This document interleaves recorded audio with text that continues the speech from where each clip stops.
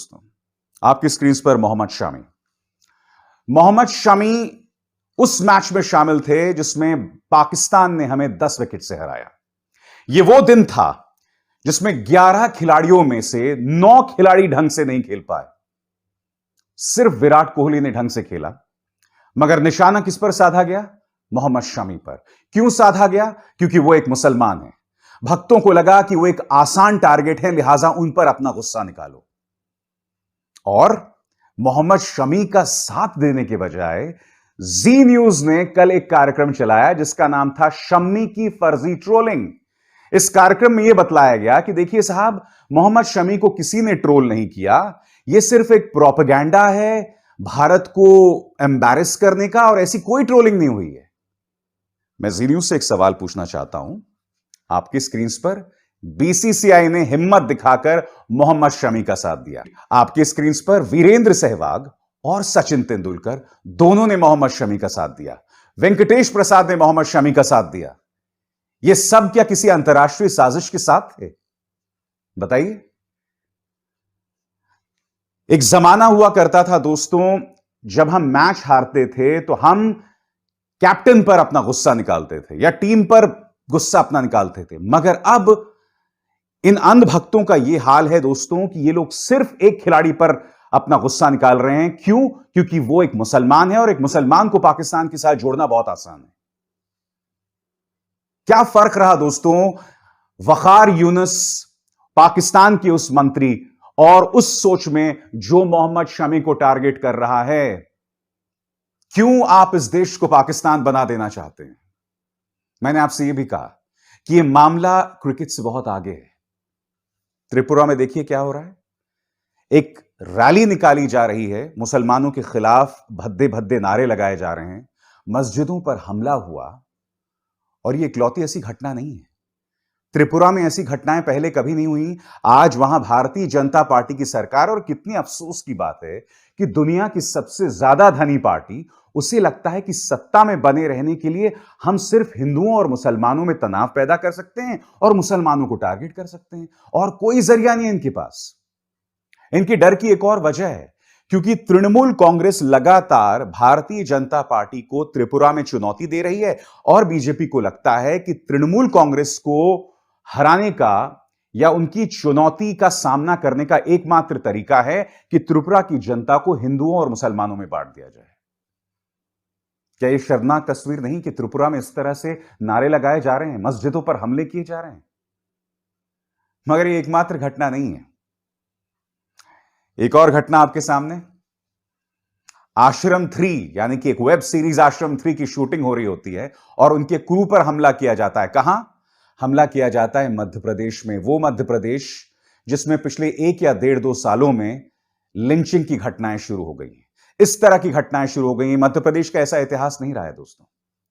मध्य प्रदेश को क्या बनाया जा रहा है? मध्य प्रदेश के गृह मंत्री नरोत्तम मिश्रा का बयान और बजरंग दल के जो कार्यकर्ता हैं उनके बयानों में मुझे कोई फर्क नहीं दिखाई देता है। आपकी स्क्रीन पर यह है सांसद प्रज्ञा, भोपाल से सांसद है। सांसद प्रज्ञा कहती हैं, आगे से जो भी फिल्म बनाएगा पहले मुझे स्क्रिप्ट दिखाओ।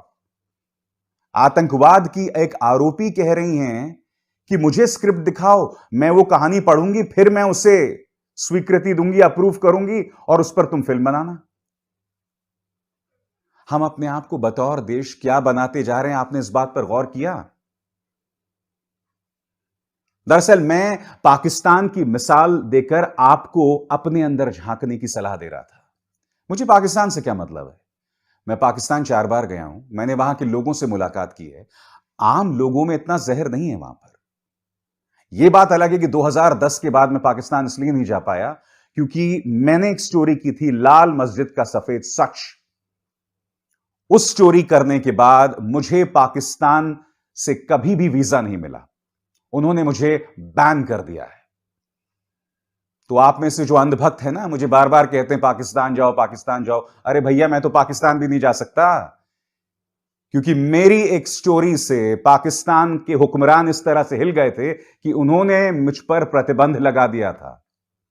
अब बताइए बताइए दोस्तों, मुझे अफसोस इस बात का होता है कि अक्सर आप लोगों में से कमेंट सेक्शन में लोग मुझसे कहते हैं कि तुम बांग्लादेश पर जो हिंदुओं पर हमला हो रहे हैं, या कश्मीर के अंदर जो हिंदुओं और सिखों पर हमला हुए, आप उस पर कोई बात क्यों नहीं कहते, उस पर प्रोग्राम क्यों नहीं करते?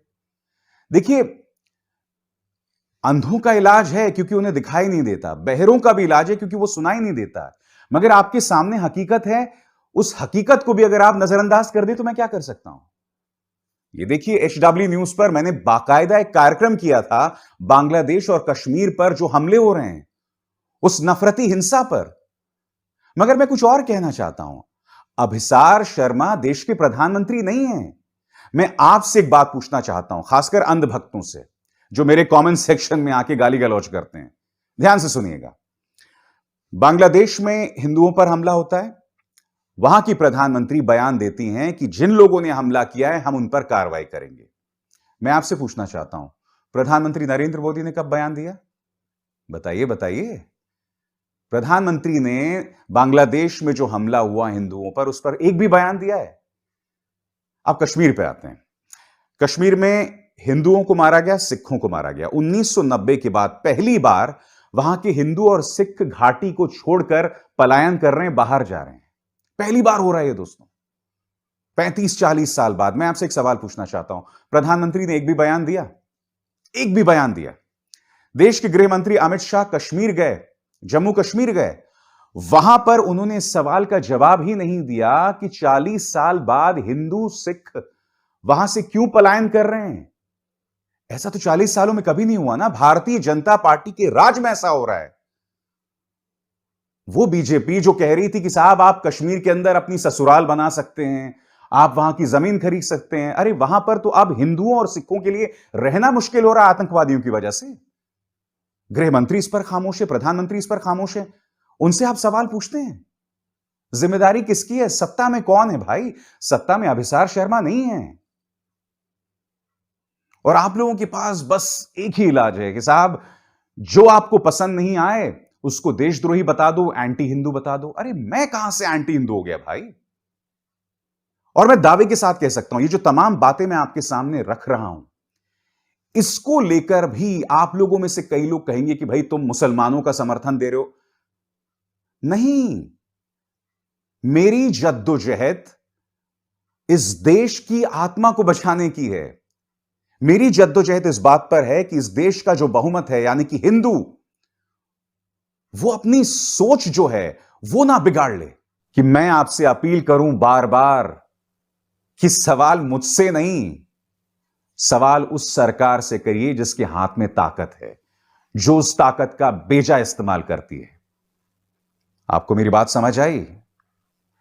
सोचिएगा जरूर। नमस्कार।